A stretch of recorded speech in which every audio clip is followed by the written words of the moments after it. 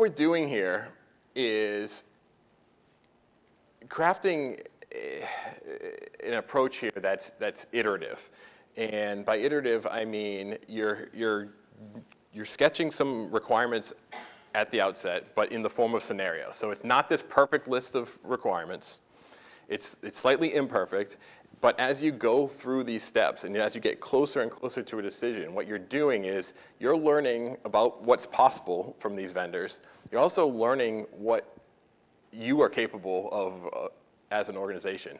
I think, it's so interesting to me to see this approach actually take place where, the traditional approach of going across that organization, gathering all that laundry list of requirements, what you end up doing is you go to this one group, you get their 10 requirements, go to the next group, get their 10, their 50, their 10, their 15, and those groups end up only caring about those 50 or 15 or 10 line items, right? They don't see the big picture.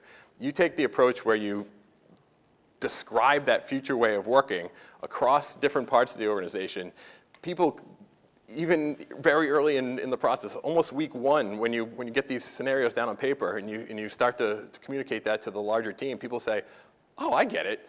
That's what we're buying? Oh, that's great." So we need that, and they truly start getting it, and it's almost the first step in the change management process, because you've heard their needs and you say, this is part of a bigger solution though, and we're all moving in the same direction, on the same page.